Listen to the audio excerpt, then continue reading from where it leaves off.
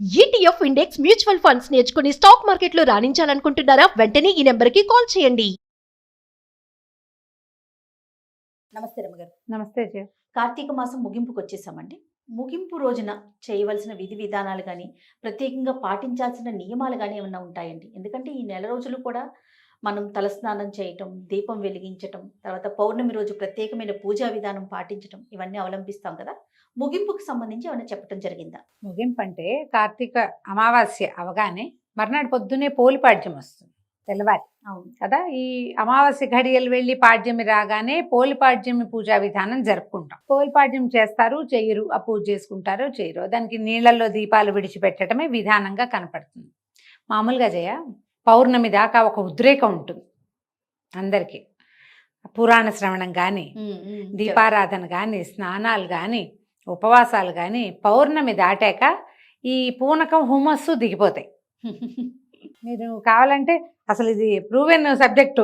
ఎందుకంటే పురాణం మొదటి వారాల్లో 2-3 లక్షల వ్యూవర్షిప్ ఉంటుంది. అవును, చివరికి వచ్చేసరికి 40,000 ఉంటాయి, 50,000 అంతే. తప్ప పౌర్ణమి తర్వాతే పౌర్ణమి నోవులు ఉంటాయి కదా, పునర్నోవులు అయ్యాక తగ్గిపోతారు. ఎప్పుడు కూడా ఒక మాస నియమం ఉన్నప్పుడు చివరి దాకా కొన్నిటినైనా తీసుకెళ్ళాలి. ఈ కొన్నిట్లలో జనరల్గా అందరూ తీసుకెళ్ళేది స్నానం, వాకిట్లో లేదా తులసమ్మ దగ్గర దీపాలు పెడతారు.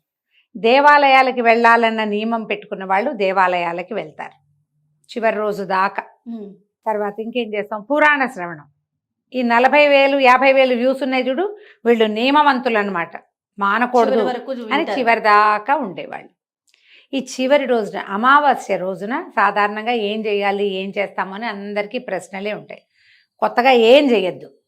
మీరు మొదటి రోజున ఎట్లా శ్రద్ధగా చేశారో అమావాస్య నాడు అదే శ్రద్ధతో చేయండి.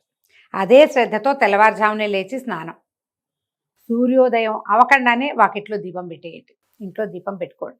ఆ రోజు ఉపవాసం ఉండి, ఇప్పుడు ఈ నెలలో 15 రోజుల దాకా ఉండి తర్వాత కొంచెం ముందు వెనక అయ్యి 2 సోమవారాలు ఉండి మిగిలిన సోమవారాలు మానేసి చేసిన బాపతు జనం కొంతమంది ఉంటారు కదా. అందరూ చివరి రోజున చేస్తే, మీరు మొదటి రోజున చివరి రోజున చేస్తే మధ్యలో కాస్త అటు ఇటు అయినా మాస నియమం పాటించినట్లుగా అవుతుందని ఒకరిద్దరు పెద్దవాళ్ళు చెప్తూ ఉంటారు. చివరి పరిసమాప్తి చివరిది సరిగ్గా అవుతుందన్నమాట, సజావుగా అవుతుంది. తర్వాత మనకు కూడా ఒక భక్తి, శ్రద్ధ, ఒక తాత్పర్యము ఏవో ఉంటాయి. ఈ రోజున పురాణం వినండి. ఇంతకుముందు మీరు దానాలు ధర్మాలు చేస్తుంటారు, భోజనం పెట్టుంటారు ఎవరికైనా, తర్వాత ఎవరికైనా మోయిన్ ఇచ్చుంటారు, అదే ఏమన్నా స్వయం పాకం ఇస్తాము ఇచ్చుంటారు, ఏ బట్టలో దానం చేస్తుంటారు. అమావాస్య నాడు కూడా జ్ఞాపకం పెట్టుకుని ఎవరికైనా ఒక వస్త్రదానం చేయండి. అవకాశం ఉంటే స్వయం పాకం ఇవ్వండి, ఎవరినైనా భోజనానికి పిలవండి. దీనివల్ల ఏంటంటే ఈ మాస అంతంలో కూడా ఇంత శ్రద్ధగాను చేయటం వల్ల ఫలితం బాగుంటుంది. ఓకే, అమావాస్య నాడు చేయటం వల్ల ఇంకా పెరుగుతుంది. ఈ రోజున దేవాలయ దర్శనం తప్పకుండా చేయండి.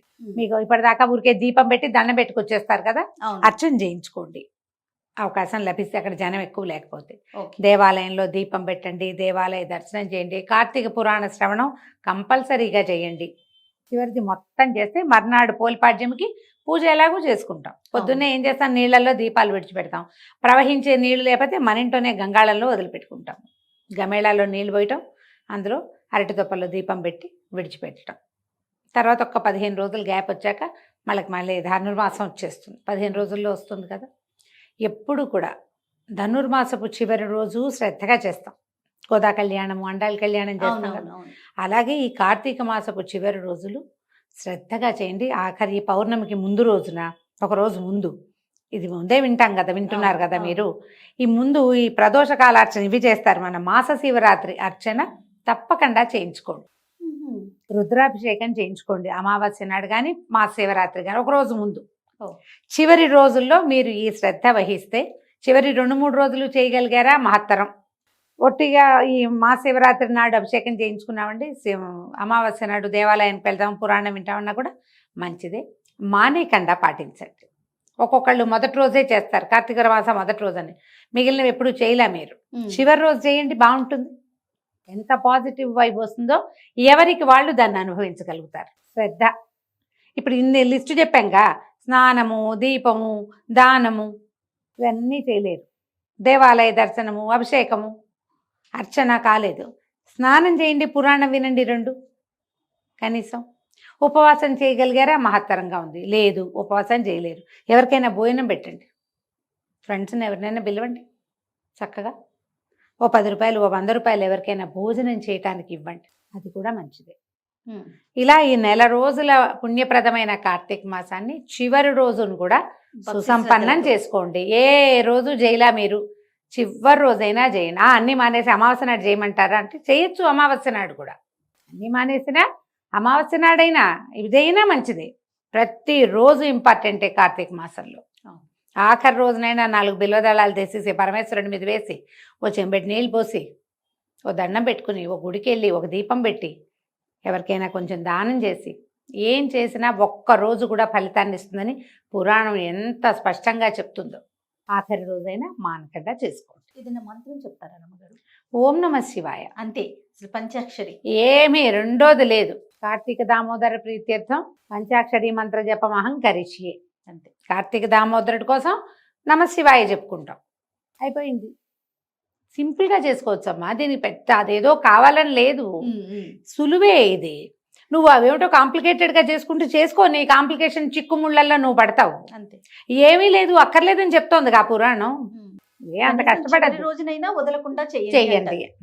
అంతే. సంతోషం రమ్మగారు, నమస్తే. నమస్తే జయ.